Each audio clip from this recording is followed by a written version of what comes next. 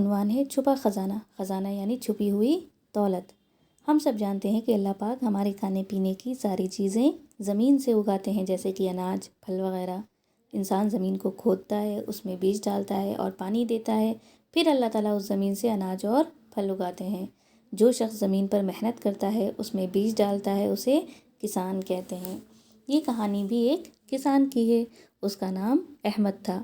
احمد کے 3 جوان بیٹے تھے، تینوں نہایت سست اور کام چور تھے، یعنی کاہل تھے۔ وہ کام کاج میں باپ کی مدد نہیں کرتے تھے، اس لیے احمد بہت پریشان رہتا تھا۔ آخر بہت سوچنے کے بعد احمد کے ذہن میں ایک ترکیب آئی۔ اس نے اپنے بیٹوں کو جمع کیا اور ان سے کہا، پیارے بیٹو، ہماری زمین کے اندر ایک خزانہ چھپا ہوا ہے اور میں اسے نکالنا چاہتا ہوں، لیکن میں بوڑھا ہو گیا ہوں اور اکیلا یہ کام نہیں کر سکتا۔ اگر تم سب میرا ساتھ دو تو ہم یہ کام مل کر لیں گے، پھر ہم سب خوشحال ہو جائیں گے، یعنی پوری زندگی خوشی خوشی گزاریں گے۔ تینوں بیٹے خزانہ نکالنے پر راضی ہو گئے۔ انہوں نے ساری زمین کھود ڈالی، لیکن ان کو خزانہ نہیں ملا۔ بیٹوں کو بڑا غصہ آیا۔ گھر آئے اور والد سے کہا، آپ نے ہم سے جھوٹ بولا۔ والد نے کہا، پیارے بیٹو، میں جھوٹ کیسے بول سکتا ہوں؟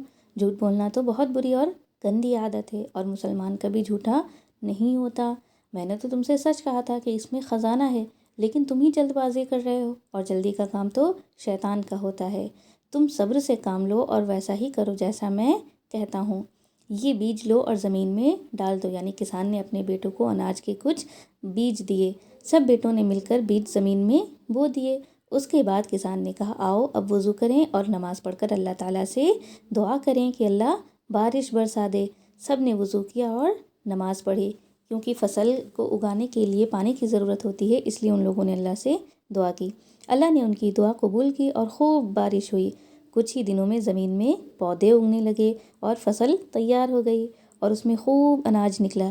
والد نے کہا، اناج تھیلوں میں بھرو اور شہر لے جا کر بیچو۔ اس تجارت سے انہیں بہت سارا روپیہ اور پیسہ ملا۔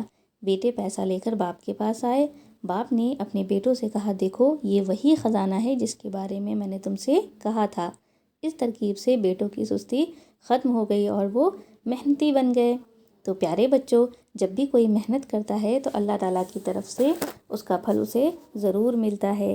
اس لیے ہمیں بھی کبھی بھی جلد بازی سے کام نہیں کرنا چاہیے، ہمیشہ صبر کرنا چاہیے اور اللہ سے دعا کر کے نتیجے کا انتظار کرنا چاہیے۔ امید ہے سبق پسند آیا ہوگا۔